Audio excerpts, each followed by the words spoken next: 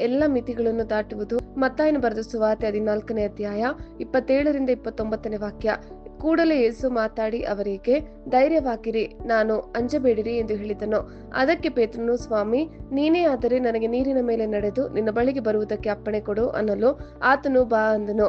ಆಗ ಪೇತ್ರನು ಯೇಸುವಿನ ಬಳಿಗೆ ಹೋಗುವುದಕ್ಕೆ ದೋಣಿಯಿಂದ ಇಳಿದು ನೀರಿನ ಮೇಲೆ ನಡೆದನು. ಆಮೆನ್. ಹೊಸ ಒಡಂಬಡಿಕೆಯಲ್ಲಿ ಪೇತ್ರನು ನೀರಿನ ಮೇಲೆ ನಡೆಯುವ ಕಥೆಯು ಮತ್ತಾಯ 14:22ರಿಂದ 23ರಲ್ಲಿ ಕಂಡುಬರುತ್ತದೆ.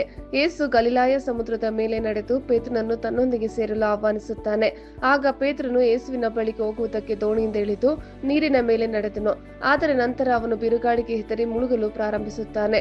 ಅವನು ಯೇಸುವನ್ನು ಕರೆಯುತ್ತಾನೆ, ಆತನು ಅವನನ್ನು ರಕ್ಷಿಸುತ್ತಾನೆ ಮತ್ತು ಅವನ ನಂಬಿಕೆಯ ಕೊರತೆಗಾಗಿ ಅವನನ್ನು ಗದರಿಸುತ್ತಾನೆ. ಇಲ್ಲಿ ಹೆಚ್ಚು ವಿವರವಾದ ವಿವರಣೆ ಇದೆ. ಆಹ್ವಾನ. ಯೇಸು ಪೇತ್ರನನ್ನು ನೀರಿನ ಮೇಲೆ ತನ್ನ ಬಳಿಗೆ ಬರಲು ಕರೆಯುತ್ತಾನೆ. ಆರಂಭಿಕ ಯಶಸ್ಸು. ಪೇತ್ರನು ಆಹ್ವಾನಕ್ಕೆ ಪ್ರತಿಕ್ರಿಯಿಸುತ್ತಾನೆ. ದೋಣಿಯಿಂದ ಇಳಿದು ನೀರಿನ ಮೇಲೆ ನಡೆಯಲು ಪ್ರಾರಂಭಿಸುತ್ತಾನೆ. ಬಿರುಗಾಳಿ ಮತ್ತು ಭಯ. ಪೇತ್ರ ನಡೆಯುವಾಗ ಅವನು ಗಾಳಿ ಮತ್ತು ಅಲೆಗಳನ್ನು ನೋಡಿ ಭಯಪಡುತ್ತಾನೆ. ಸಂಶಯ ಮತ್ತು ಮುಳುಗುವಿಕೆ. ಅವನ ಭಯವು ಅವನನ್ನು ಅನುಮಾನಿಸುವಂತೆ ಮಾಡುತ್ತದೆ ಮತ್ತು ಮುಳುಗಲು ಪ್ರಾರಂಭಿಸುತ್ತಾನೆ. ರಕ್ಷಣೆ ಮತ್ತು ಖಂಡನೆ. ಯೇಸು ಪೇತ್ರನನ್ನು ರಕ್ಷಿಸುತ್ತಾನೆ, ಅವನನ್ನು ನಂಬಿಕೆಯ ಕೊರತೆಯನ್ನು ಎಚ್ಚರಿಸುತ್ತಾನೆ.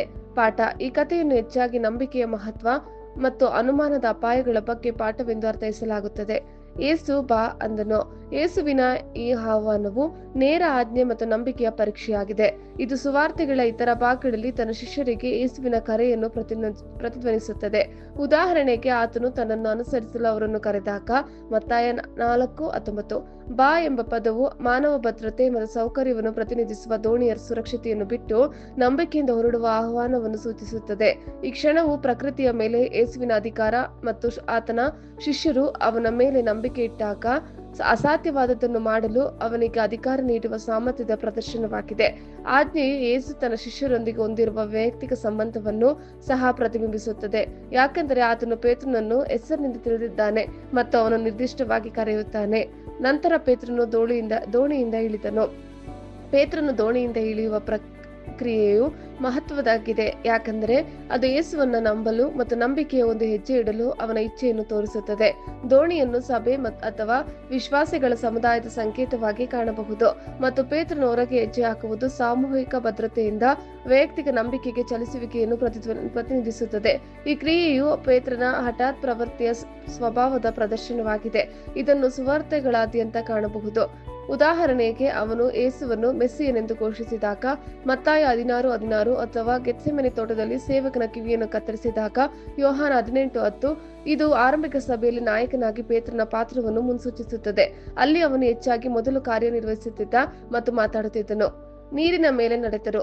ನೀರಿನ ಮೇಲೆ ನಡೆಯುವುದು ಒಂದು ಅದ್ಭುತ ಘಟನೆಯಾಗಿದ್ದು, ಅದು ಸೃಷ್ಟಿಯ ಮೇಲೆ ದೈವಿಕ ಶಕ್ತಿ ಮತ್ತು ಅಧಿಕಾರವನ್ನು ಸೂಚಿಸುತ್ತದೆ. ಹಳೆಯ ಒಡಂಬಡಿಕೆಯಲ್ಲಿ ದೇವರು ಮಾತ್ರ ಸಮುದ್ರಗಳ ಮೇಲೆ ನಿಯಂತ್ರಣ ಹೊಂದಿದ್ದಾನೆ ಎಂದು ವಿವರಿಸಲಾಗಿದೆ. ಯೋಬ 9:8, ಕೀರ್ತನೆ 77:19 ಮತ್ತು ಯೇಸುವಿನಿಂದ ಸಕ್ರಿಯಗೊಳಿಸಲ್ಪಟ್ಟ ಪೇತ್ರನ ಈ ಕ್ರಿಯೆಯು ಕ್ರಿಸ್ತನ ದೈವಿಕ ಸ್ವರೂಪ ಮತ್ತು ಆತನ ಶಿಷ್ಯರೊಂದಿಗೆ ತನ್ನ ಶಕ್ತಿಯನ್ನು ಹಂಚಿಕೊಳ್ಳುವ ಆತನ ಸಾಮರ್ಥ್ಯವನ್ನು ತೋರಿಸುತ್ತದೆ. ಈ ಅದ್ಭುತವು ಸುವಾರ್ತೆಗಳಿಗೆ ವಿಶಿಷ್ಟವಾಗಿದೆ ಮತ್ತು ಯೇಸುವಿನ ಪುನರುತ್ಥಾನದ ಒಂದು ವಿಧವಾಗಿ ಕಾರ್ಯನಿರ್ವಹಿಸುತ್ತದೆ.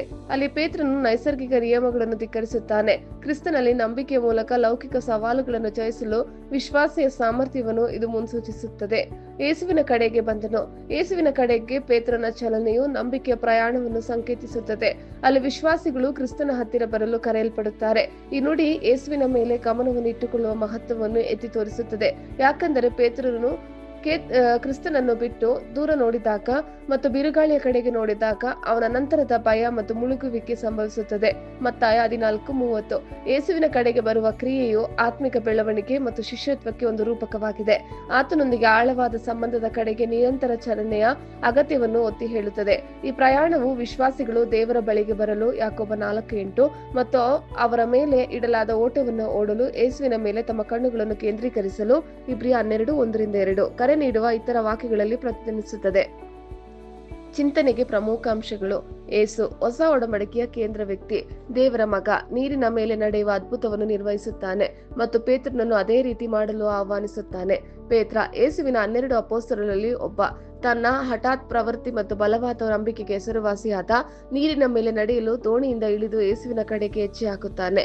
ದೋಣಿ ಸುರಕ್ಷತೆ ಮತ್ತು ಪರಿಚಿತತೆಯನ್ನು ಪ್ರತಿನಿಧಿಸುತ್ತದೆ. ಅದರಿಂದ ಪೇತ್ರನು ನಂಬಿಕೆಯಿಂದ ಹೆಜ್ಜೆ ಹಾಕುತ್ತಾನೆ. ಗಲಿಲಾಯ ಸಮುದ್ರ ಈ ಅದ್ಭುತ ಘಟನೆ ನಡೆಯುವ ನೀರಿನ ದೇಹ, ಅದರ ಬಿರುಗಾಳಿಗಳು ಮತ್ತು ಅನಿರೀಕ್ಷಿತ ಪರಿಸ್ಥಿತಿಗಳಿಗೆ ಹೆಸರುವಾಸಿಯಾಗಿದೆ.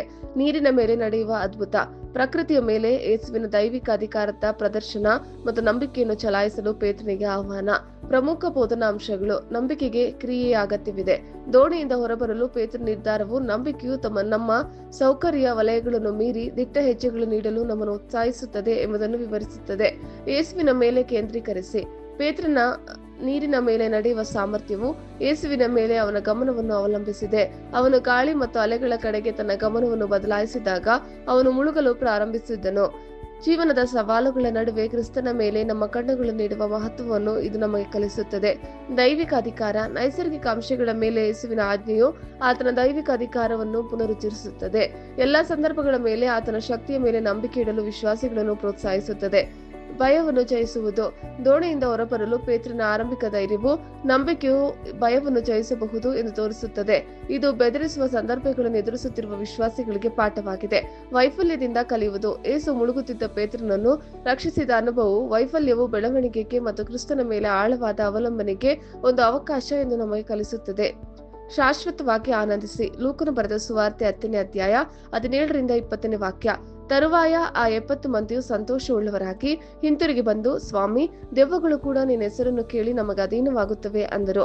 ಆತನು ಅವರಿಗೆ, ಸೈತಾನನು ಸಿಡಿಲಿನಂತೆ ಆಕಾಶದಿಂದ ಬೀಳುವುದನ್ನು ಕಂಡೆನು. ನೋಡಿರಿ, ಹಾವುಗಳನ್ನು, ಚೇಳುಗಳನ್ನು, ವೈರಿಯ ಸಮಸ್ತ ಬಲವನ್ನು ತುಳಿಯುವುದಕ್ಕೆ ನಿಮಗೆ ಅಧಿಕಾರ ಕೊಟ್ಟಿದ್ದೇನೆ. ಯಾವುದೂ ನಿಮಗೆ ಕೇಡು ಮಾಡುವುದೇ ಇಲ್ಲ. ಆದರೂ ದೆವ್ವಗಳು ನಮಗೆ ಅಧೀನವಾಗಿವೆ ಎಂದು ಸಂತೋಷ ಪಡದೆ ನಮ್ಮ ಹೆಸರುಗಳು ಪರಲೋಕದಲ್ಲಿ ಬರೆದಿರುತ್ತವೆ ಎಂದು ಸಂತೋಷ ಪಡಿರಿ ಎಂಬುದಾಗಿ ಹೇಳಿದನು. ಆಮೇನ್. ಕರ್ತನ ಕೃಪೆ ನಿಮ್ಮೆಲ್ಲರೊಂದಿಗೆ